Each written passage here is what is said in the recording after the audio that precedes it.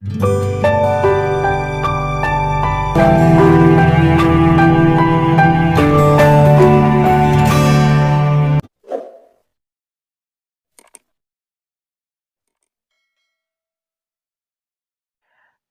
teman-teman sekalian, berjumpa kembali dengan saya Arif Gule di channel TV Laskar Kristus ini, channelnya Kita Bersama. Mari kita bersama-sama untuk berapologetika di channel ini dan juga kita bersama-sama untuk mendengarkan setiap kesaksian-kesaksian yang tentu saja menguatkan iman kita karena orang-orang yang menyaksikan tentang cinta kasih Tuhan Yesus Kristus kepada mereka yang tadinya mereka bukan Kristen, lalu mereka ditangkap oleh Tuhan, akhirnya mereka memilih untuk menjadi seorang Kristen, yaitu pengikut Kristus.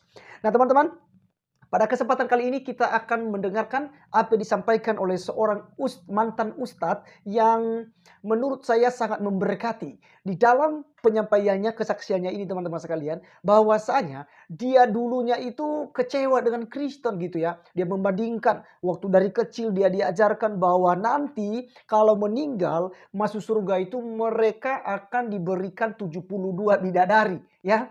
Dan ketika dia mulai mempelajari Kristen, bertanya ke pendeta, ya ternyata janji untuk mendapatkan 72 bidadari itu lenyap semua. Tidak ada sama sekali teman-teman sekalian. Padahal di pikirannya dia berpikir bahwa nanti kalau dia udah masuk Kristen, dia akan mendapatkan mungkin 2 kali lipat, 3 kali lipat bidadari. Wow, luar biasa. Tetapi teman-teman, ketika dia masuk Kristen justru dia hilang semuanya itu. Karena di dalam kekristenan tidak ada kawin mengawin di surga. Emang kamu mau pakai jenis kelamin apa gitu ya? Emang ada beranak cucu di surga? Itu hanya khayalan doang ya. Bagi ya mungkin orang yang mengimani hal ini silakan gitu ya. Tapi orang Kristen yang punya bayangan semacam itu, saat ini Anda bertobat ya. Karena di surga itu tidak ada yang namanya kawin mengawin ya. Nah, teman-teman, mari kita langsung saja untuk melihat videonya. Saya diberkati dengan ini dan di dalam videonya ini dia sampaikan begini, yang mau 72 bidadari yang menjadi bagiannya ketika dia masih di Islam, saat ini dia kasih gratis deh. Siapa yang mau ngambil bidadarinya untuk khusus dia ya, dia kasih gratis katanya. Ambil saja gitu. Dia tidak butuh itu bidadari katanya lagi. Oke, mari kita langsung saja untuk melihat videonya. Biarlah video ini memberkati kita dan menambah iman kita kepada Yesus Kristus yang adalah Tuhan dan Juru Selamat kita. Berikut videonya. Shalom sahabat yang terkasih, kita bertemu kembali di dalam channel ini, channel yang luar biasa bagi kita semua. Di sini kita akan belajar bersama kenapa saya menolak kenikmatan bidadari surga. Haleluya. Secara daging memang jujur ini saya agak sedih dulu pertama saya masuk Kristen. Saya bertanya kepada seorang hamba Tuhan di gereja, di surga Kristen apakah kita nanti ada di sana melakukan hubungan badan dengan wanita-wanita yang cantik gitu ya, dengan bidadari-bidadari yang bohai mulus gitu ya. Saya dulu berangan-angan waktu remaja, saya senang sekali kalau ada ustadz atau guru ngaji bercerita tentang tamasya surga. Itu mata saya pasti melek sahabat.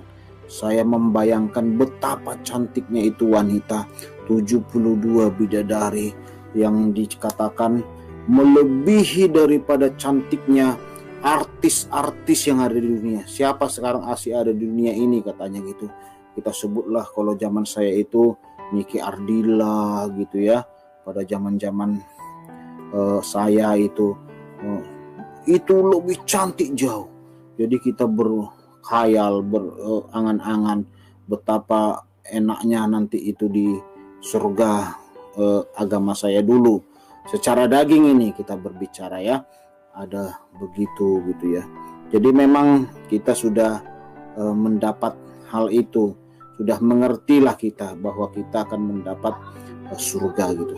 Cuman sekarang waktu saya percaya Yesus, saya bertanya hal itu kepada seorang hamba Tuhan. Dikatakan tidak ada hal-hal begitu di surga Kristen. Tidak ada kita akan melakukan hubungan-hubungan itu, saya jujur agak sedikit nggak enak ini surga Kristen ini ya, kok nggak ada melakukan hubungan-hubungan seks gitu ya. Ya puji Tuhan. Jadi saya berpikir nggak ada enaknya. Cuman setelah saya dewasa dalam keimanan saya, sahabat yang terkasih dalam nama Tuhan, saya semakin mengerti surga bukanlah hal begitu. Surga tidak akan mungkin menyediakan tempat yang begitu, sahabat. Jikalau memang ada di surga agama saya dulu, itu terserah mereka. Biarlah itu kita hormati juga surga mereka yang ada begitu-begitu ya. Nah itu biarlah ajaran mereka. Cuman kita mau membahas apa yang dikatakan firman Tuhan di dalam Matius 22 ayat yang ke-30. Ayat 30 dikatakan, karena pada waktu kebangkitan orang tidak akan kawin dan tidak dikawinkan, melainkan hidup seperti malaikat di sorga. Nah di sini saudara yang terkasih, sahabat yang terkasih, dikatakan bahwa tidak ada kawin mengawinkan di dalam kerajaan Allah. Jadi tidak ada hubungan kawin-kawin gitu untuk melakukan begitu-begitu. Kita di sana memuji Tuhan, menyembah Tuhan, hati damai, sejahtera. Sebab di sini sangat tegas dikatakan Tuhan Yesus, bahkan di ayat 29 dikatakan, Yesus menjawab mereka, kamu sesat sebab kamu tidak mengerti kitab suci maupun kuasa Allah. Tidak mengerti kalau ada pemikiran-pemikiran kita hal-hal begitu, saudara, hal-hal nafsu begitu, di kerajaan sorga disediakan hal begitu, itu kita tidak mengerti kerajaan Allah, dikatakan Tuhan. Tidak ada yang begitu-begitu. Itu sangat ditegaskan oleh Tuhan. Kamu sesat, kata Tuhan. Kamu tidak mengerti kerajaan Allah. Kerajaan Allah berbicara tentang sukacita, damai sejahtera. Kerajaan Allah tentang damai sejahtera kita. Jadi tegas sekali. Kamu tidak mengerti kitab suci, kata Tuhan Yesus. Tidak akan ada kawin mengawin. Logika kita yang berpikir, saudara. Kalau surga ada yang begitu-begitu, surga kita sekarang ada begitu-begitu, dihadiahi umpamanya lebih banyak lah daripada agama saya. Kalau agama saya umpamanya 72, ini umpamanya ya, di agama saya sekarang itu menjadi 105. Wah, mungkin kalau dibikin bonus-bonus gitu sama pendeta, hamba Tuhan, bahkan Tuhan Yesus bisa saja dibikin bonus itu. Pasti orang dengan cepat berbondong-bondong masuk Kristen dengan hal-hal begitu. Tapi saudara yang terkasih, tidak akan pernah ada hal begitu. Nanti di sorga kalau kita melakukan gitu, siapa yang menonton gitu ya? Pasti dilihatin begitu. Nggak mungkin surga itu disiapkan tempat-tempat, kamar-kamar untuk melakukan begitu. Siapa yang melihat? Apakah kita nggak malu? Logika kita ya. Tapi kendati pun ada agama yang begitu, ya mari kita sama-sama menghargai, menghormati perbedaan tersebut.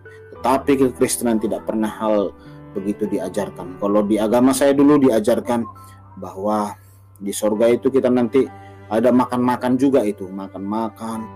Makanya kalau minum alkohol itu di dunia tidak dilarang gitu ya, diharamkan minum alkohol, tidak boleh. Tapi nanti di sorga kita boleh melakukan itu, minum puas-puasan, bisa melakukan. Karena di dunia inilah kita mengalami larangan-larangan itu dan ini dan itu, dilarang semua. Tapi nanti kalau di sorga kita nanti mau minta apa, baru terpikir saja, umpamanya minta buah mangga, baru kepikiran langsung datang, swing gitu ya. Kalau yang setahu saya, kata guru saya dulu, baru kepikiran saya mau bikin makanan yang paling enak, umpamanya Pizza Hut gitu ya, atau KFC atau burger gitu, atau BPK. BPK mungkin nggak ada, saya nggak tahu apakah ada di sana gitu ya. Jadi makanan yang terenak itu baru kepikiran saja langsung sudah datang, begitu katanya saudara. Langsung sudah datang, langsung kita santap lah itu makanan, kita menikmati makanan, bahkan minum-minum alkohol pun boleh. Tetapi di firman Tuhan dikatakan dalam Roma 14 ayat 17 sangat tegas dikatakan bahwa sebab kerajaan Allah bukanlah soal makanan dan minuman, tetapi soal kebenaran, damai sejahtera dan sukacita oleh Roh Kudus. Jadi Saudara yang terkasih, adapun perjamuan nanti kita bersama anak domba, bukan berarti kita pesta-pesta, maksudnya pesta-pesta minum-minum alkohol, mau makan untuk kekenyangan, tidak saudara-saudara yang terkasih. Tetapi bagaimana kita di situ adalah damai sejahtera, sukacita oleh Roh Kudus. Jadi kita damai sejahtera sukacita, karena di dunia ini sahabat, kita akan mengalami penderitaan, kita mengalami sakit penyakit, kita mengalami teror, kita mengalami masalah yang berat, kita mengalami pandemi COVID-19 ini, kita mengalami ekonomi, kesulitan ekonomi, kita di dunia ini mengalami macam-macam tantangan, tetapi di sorga kita tidak akan mengalami hal seperti itu. Itulah damai sejahtera, sukacita kita terus. Karena untuk meraih sukacita itu sangat susah sahabat. Untuk mendapatkan sukacita itu, orang banyak untuk mendapatkan sukacita dengan melakukan ini, beli mobil ini, beli itu dan ini, dan mempunyai istri yang banyak, mempunyai rumah yang banyak. Apakah dia bersukacita? Belum tentu sahabat. Tetapi firman Tuhan berkata, untuk mendapatkan sukacita yang sejati itu, damai yang sejati itu, kita dapatkan nanti di dalam kerajaan sorga Yesus Kristus. Jadi puji Tuhan, walaupun saya tidak mendapatkan lagi bidadari, biarlah saya serahkan bidadari saya itu kepada siapapun yang mau. Gitu. Kalau mau ya ambil saja, saya udah gak mau lagi sahabat. Saya mau maksudnya saya mau sukacita, saya mau damai sejahtera, saya mau sukacita dari surga. Saya tidak mau bidadari. Haleluya, Tuhan Yesus memberkati. Shalom.